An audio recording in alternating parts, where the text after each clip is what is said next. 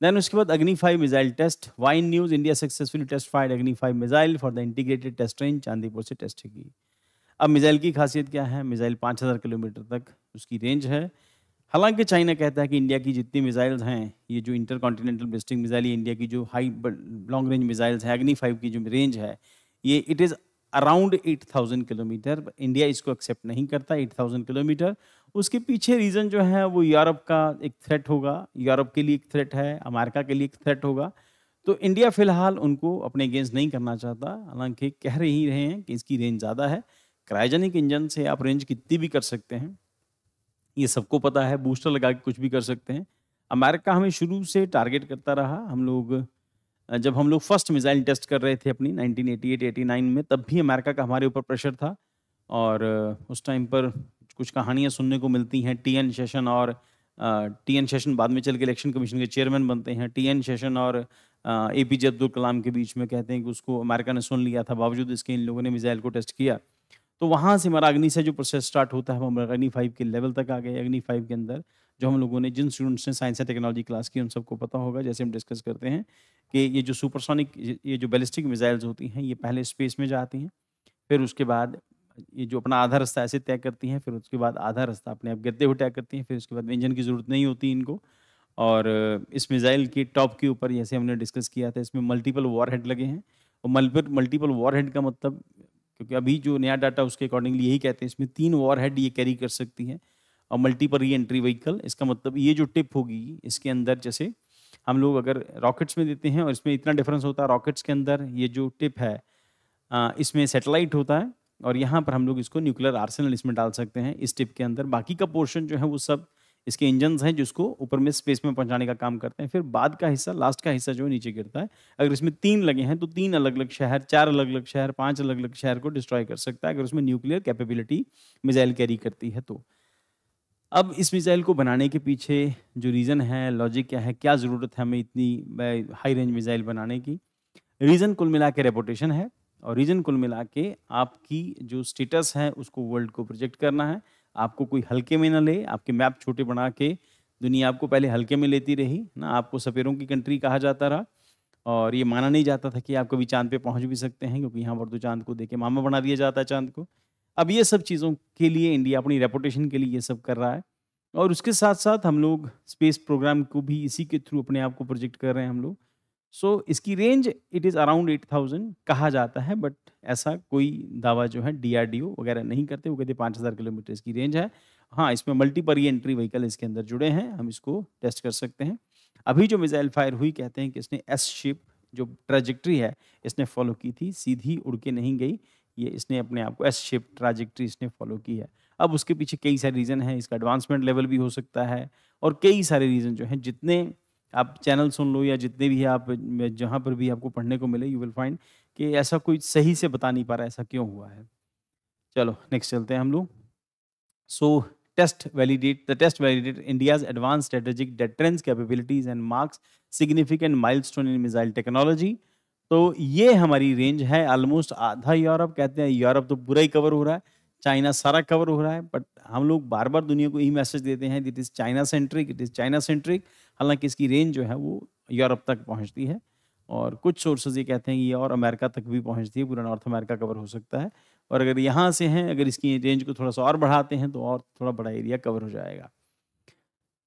So it validates advance strategic defence capability. Type क्या है? Nuclear capable है, land based inter continental ballistic missile, ICBM है, inter continent है, एक continent से दूसरे कॉन्टिनेंट मार कर सकती है। डेवलपर डीआरडीओ ने डेवलप किया। रेंज 5000 किलोमीटर है, cover entire Asia, parts of Europe and Africa.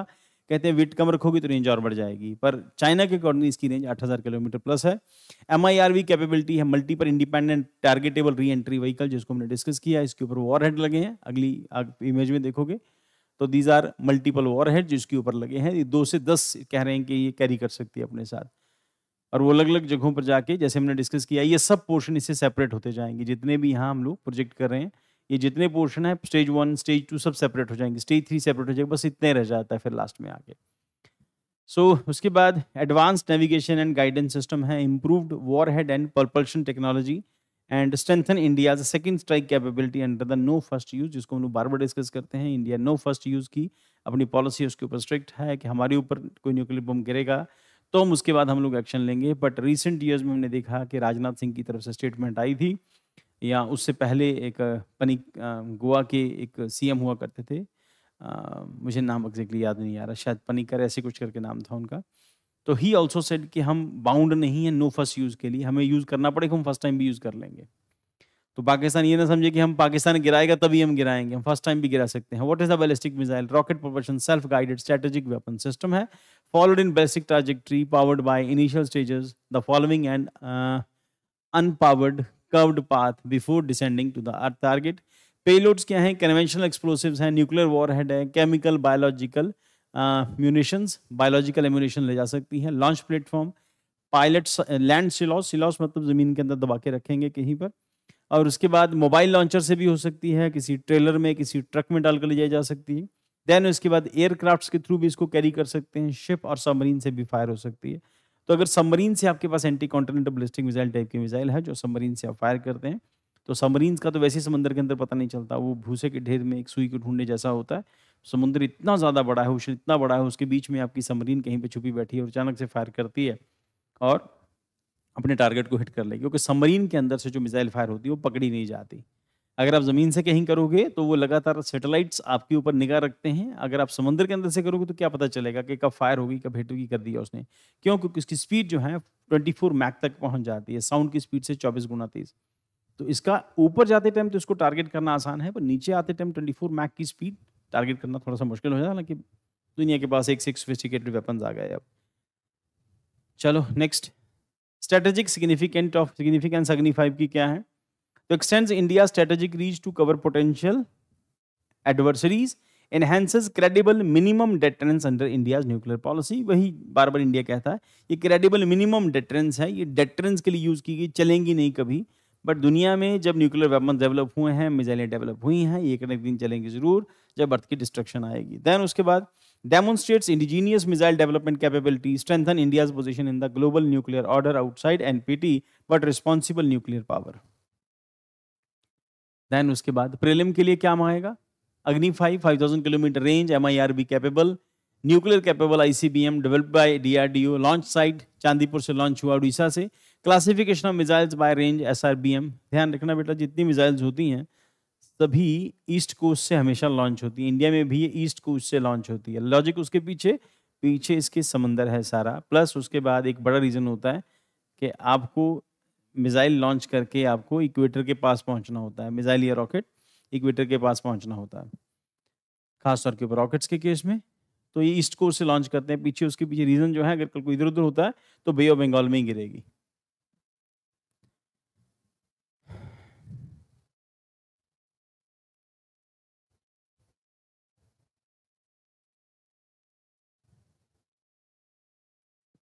काम नहीं कर रहा, चलिए आगे।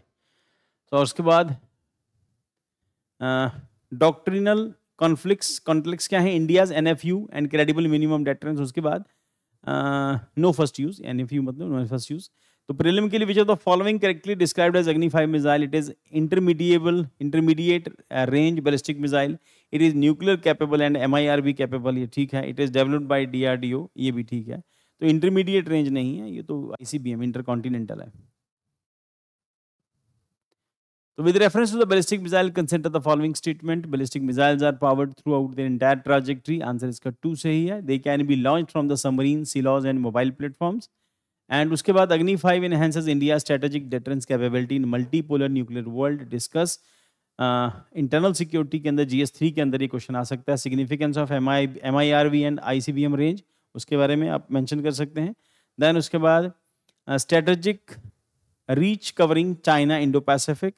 अब इंडो पैसिफिक भी कह सकते हैं हम लोग इसको, ईस्टर्न यूरोप तक का एरिया हम कह सकते हैं। Strengthening NFU no first use and second strike capability, challenges arms race, MTCR, geopolitical. And उसके बाद examine the role of indigenous missile development in India, defence preparedness and special reference to the Agni series. एंड इसमें evolution of integrated guided missile development programme, ICMDP, Agni 1 to Agni 5, increasing range of sophistication, role of DRDO in self-reliance, Atmanirbhar Bharat. Then उसके बाद what do you understand by the multiple independently targetable re entry vehicle MIRV, does it change the deterrence equation of the India? MIRV के बारे में क्या होता है ये हमने डिस्कस किया अभी। चलो